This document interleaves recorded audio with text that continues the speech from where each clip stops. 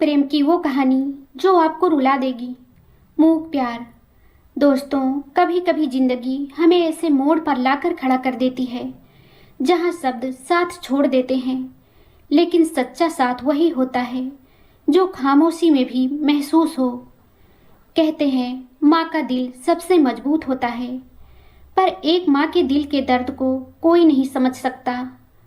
यशोधरा की सूनी आंखें दरवाजे पर टिकी थी, मानो अभी उसका लाल बाहर से दौड़ता हुआ आएगा और कहेगा, अम्मा देखो मैं आ गया। कैसे उसके सोए भाव जगाऊं? कहने को तो हम सभी उसके अपने हैं, लेकिन सोनी आंखों में सितारे कैसे सजाएं?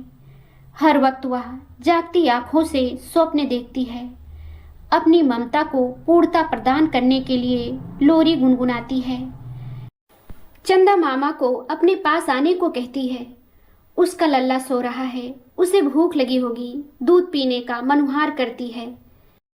दिन भर आंसू बहाती, वह हर पल जागती और अगले ही क्षण आंसू उसके गालों पर बह निकलते।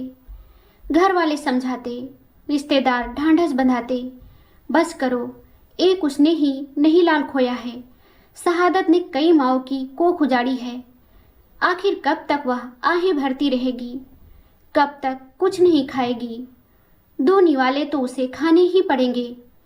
एक सप्ताह हो गया, ना उसने ठीक से खाया, ना सोई। कब तक यूं ही चलेगा? पर यशोधरा जैसे पत्थर हो गई थी, शब्द उसके कानों तक पहुंचते ही नहीं थे।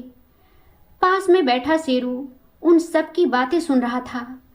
काश वह इंसानों की भाषा बोल पाता तो कह देता, तुम सब क्या जानो हमारी मालकिन का दुख। वह तो मुझे मनुहार कर खिलाती हैं।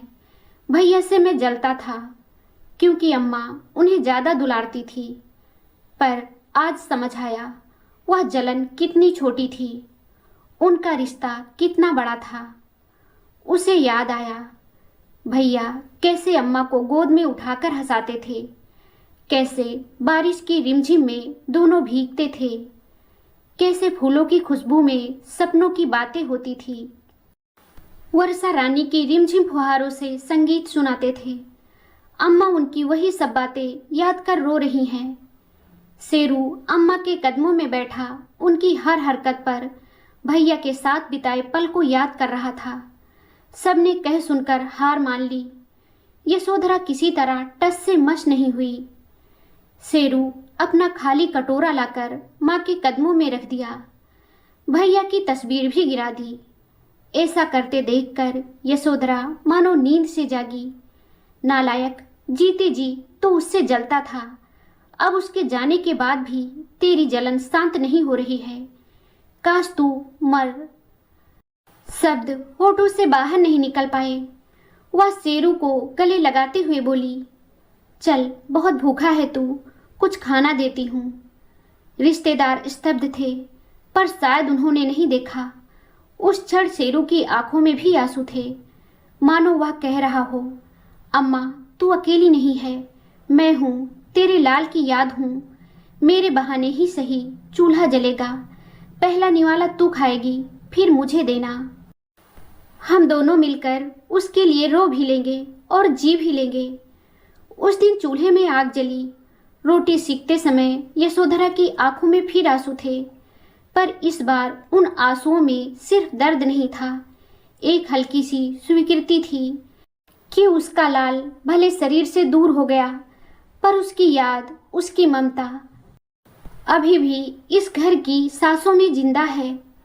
कभी कभी ईश्वर इंसानों के दिल को जगाने के लिए शब्दों की नहीं, एक मूक प्राणी की वफादारी की जरूरत पड़ती है। दोस्तों, इस कहानी का संदेश बहुत गहरा और भावुक है। यह हमें सिखाती है कि माँ का हृदय असीम प्रेम का सागर होता है, जो कभी खाली नहीं होता, बस दर्द से भर जाता है। अपनों को खोने का दुख शब्दों से परे होता है, लेकिन जीवन फिर भी आगे बढ़ाना पड़ता है।